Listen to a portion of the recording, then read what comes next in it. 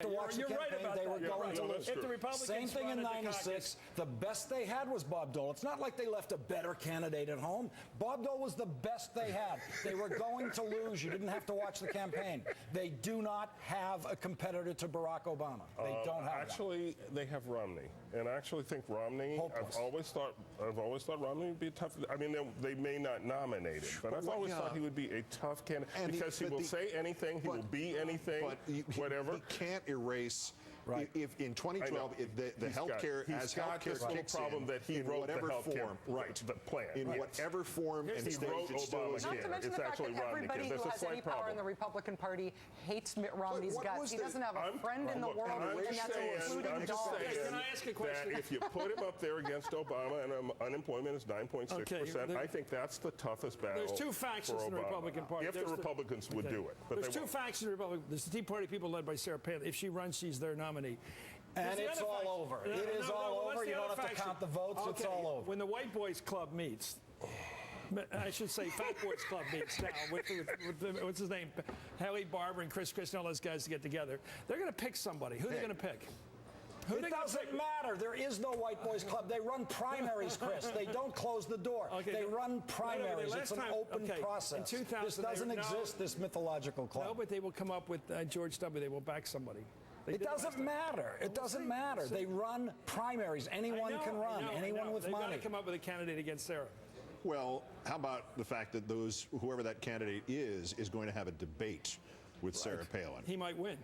Well, one would think that this is the first time Barack she will have Obama's in a exposed better her flanks position to than Bill that. Clinton was 2 years into his presidency. Well, I will say that with the economy that we've got right now, and with the Republicans in the Senate pledging that their only goal as the Republicans in the Senate now is to ensure that Barack Obama is a one-term president. If, in fact, the 2012 race starts, I guess today, since it's after midnight, 10 minutes starts 10 minutes from now, then we are assured that absolutely nothing will happen in Washington. Right. I think because the Republicans know they don't have a candidate, there is a possibility that campaign will not start for 4 or 5 months. And if that's the case, it's possible that something could pass in Washington over the next 4 or 5 months. I don't think it's impossible, but as soon as that campaign starts, all bets are off in terms of legislation. What happens? Something like what can pass?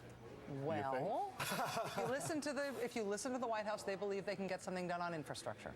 They believe they can. They believe they can get something done on small business lending. They believe they can get something done on that stuff. Can they? Okay. What happens if the economy improves based on all those small little signs of the last couple of weeks and the slight outperformances of expectations, to say nothing of the record corporate profits? At some point, corporations are going to see the opportunity to make more money by hiring more people. What happens now? I mean, obviously, both parties will claim credit for that because one has the House and one has the Senate. But is then the tipping point who has the White House? Do the Democrats win that message war if we're responsible by 2 to 1? No, that's good for the president. Yeah, I mean, if you're president and the economy gets better, that's good for you. As perhaps better for you than for anybody else. He would perhaps gain some credit that he had not actually earned in terms of productivity, just as he gained great blame that he did not deserve. I think the president doesn't get credit for the economy improving. If that were true, Barack Obama and the Democrats would be having a great night right now because it's a lot better than it was when he took over. The Democrats, the president, no matter who it is, gets credit when the economy is good. So it has to improve a hell of a lot for him to reap any gains for that. Hey, guess what just came in? The first Alaska numbers, and you asked for it. Write-in votes are ahead.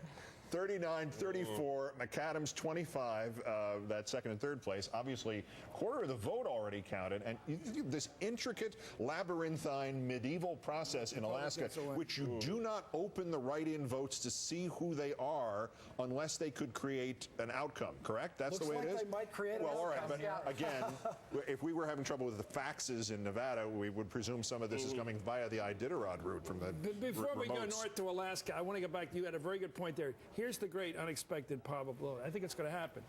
If the markets absorb the knowledge that nothing's going to get done because the Republicans now control the House except tax cuts. I talked to my financial advisor yesterday, Dan Saunders from the University of Scranton, having mentioned Scranton before. And he says what you want is certitude in the market. This is not an ideology. They just want to know which way it's going to go. They want to know roughly what they can predict on in terms of making business investments. If it's now clear we've got a Republican tax writing part of the Congress, So they're going to control basically, there's not going to be an increase in tax. They're not going to do new regulation. They got control of that. Does this mean that maybe the market will respond, that billions of dollars or trillions of dollars they're sitting on, piles of money, and that they just say, well, here's our chance to blow some cash, hire some people? Could it be that Barack Obama will be the winner of the House victory for the Republicans? Because Republicans being in control in Congress always means good things for business and predictability. Not good, just nothing. It means nothing, and it means predictability. If they want stasis, they can bank on that. If they want progress, but stasis, you have in fact heard a lot of businessmen say exactly that. So ironically, this stasis tonight might redound to the Democrats' benefit in 2012. Test it down tomorrow night. I mean predictability plus a little consumer demand. We have consumer demand for commercials. That's all I know at this point. We're getting Alaska numbers. We have Nevada wrapped up. We still have to figure out the Washington Senate, the Colorado Senate. So stand by. We're going to continue to follow that here on MSNBC.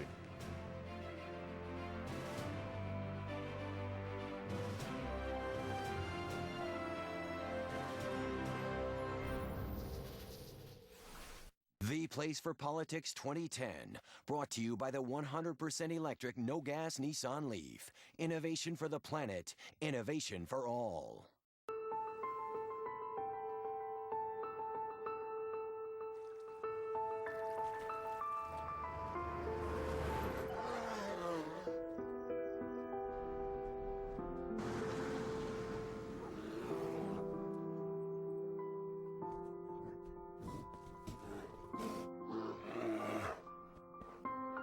Introducing the 100% electric Nissan Leaf.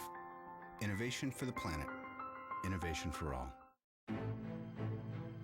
What does it take to excel in today's business world?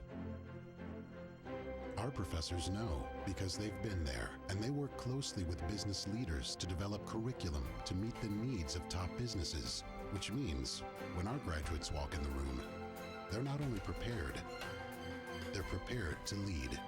DeVry University's Keller Graduate School of Management. Learn how to grow the business of you at keller.edu. Some people think Allstate only protects your car. Here's the truth. Allstate can also protect your home or apartment, as well as your boat, motorcycle, RV, and snowmobile, and even your retirement and your life. Not many insurance companies can say that, but Allstate can. Now that you know the truth, know this. The more of your world you put in good hands, the more you can save. Dollar for dollar, nobody protects you like Allstate. Scope Outlast. It's about time for a mouthwash that lasts even longer. Now that fresh breath feeling lasts up to 5 times longer. What will you outlast? To stay fit, you might also want to try lifting one of these. The unique sea salt added to over 40 Campbell's condensed soups helps us reduce sodium, but not flavor. So do a few lifts. Campbell's, it's amazing what soup can do.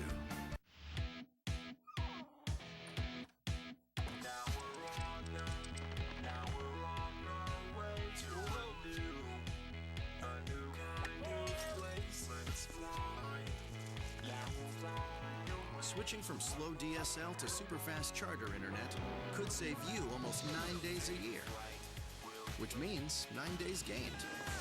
Imagine the possibilities. And all your vehicle services at the Auto Plaza on Airport Road near Cass. At K&M Tires, get a set of 4 quality used tires, mounted and balanced for under $200 on most vehicles. Huge selection of new and quality used tires to meet all your needs. Lentz USA Automotive Service is a fully equipped repair center. Mufflers, brakes, shocks, and everything else you need to keep your vehicle running smoothly. Performance Plus Quick Lube provides a quick and convenient full-service oil change, along with other maintenance services, and appointments are never necessary. All your automotive needs at the Auto Plaza on South Airport near Cass Road in Traverse City. Not over on election night. Morning Joe breaks down the critical races. Joe, Mika, and Willie bring you the late-breaking results. See how the outcomes may shift the balance of power and impact America's future. The post-election special edition of Morning Joe. Tomorrow, 6 to 9 a.m. on MSNBC. Just over 1/4 of the votes counted already in Alaska, where the polls only closed 18 minutes ago. And yes, that's what it says. Write-in votes, which is Lisa Murkowski and anybody else who registered in time. 39%. Joe Miller hanging 5 points back.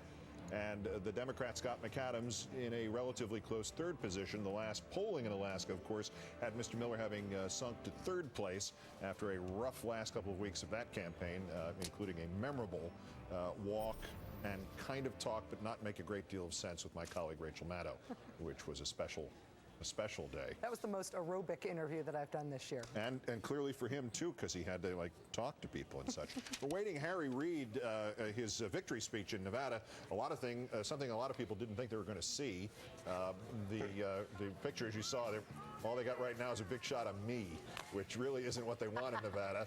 But Ed Schultz continues to be perfectly positioned as history is written in Nevada, and joins us once again.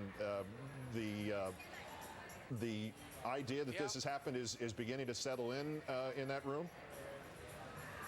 It really is, Keith. I just spoke with the Secretary of State a few moments ago, and I asked him, give me some numbers. What do you have? We're very close in Nevada to 400,000 early votes out of 1.1 million. He says that is extremely high. I said, what are you hearing tonight from the Republicans? He said, a lot of complaints. I said, Sharon Angle has never given a concession speech. What do you think will happen? Do you think they'll look for a recount? He said, well, we use electronic machines, so that's not going to be able to be recounted. All the paper ballots can be counted.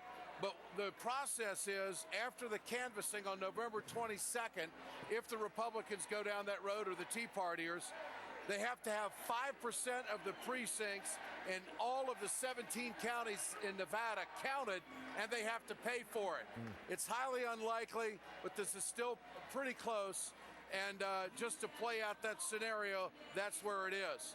In 5 minutes, we are told that Harry Reid is going to speak.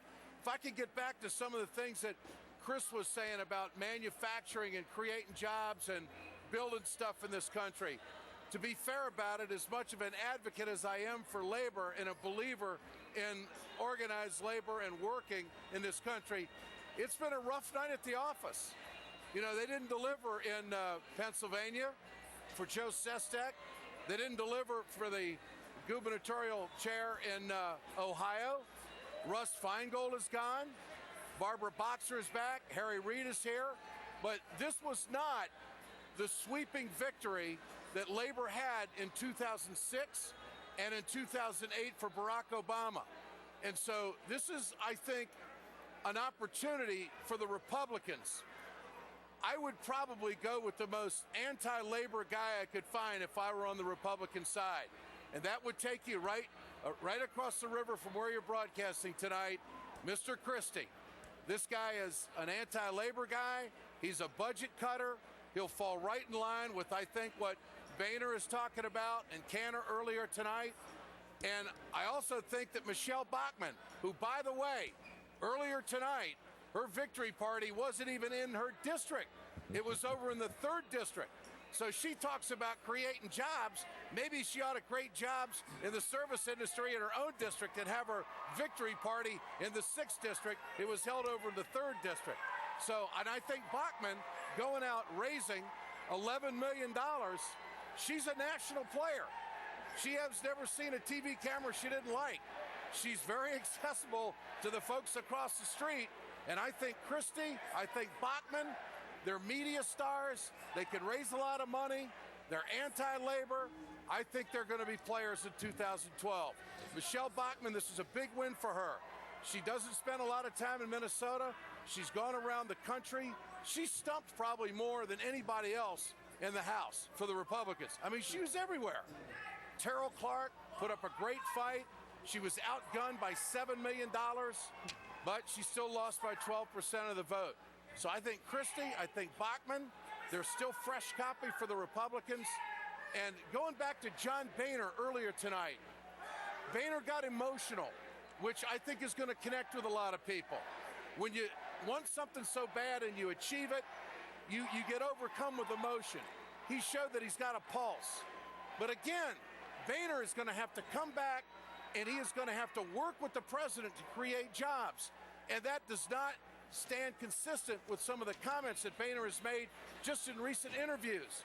This is no time to compromise. We got to stick to our principles. Just what he said earlier tonight.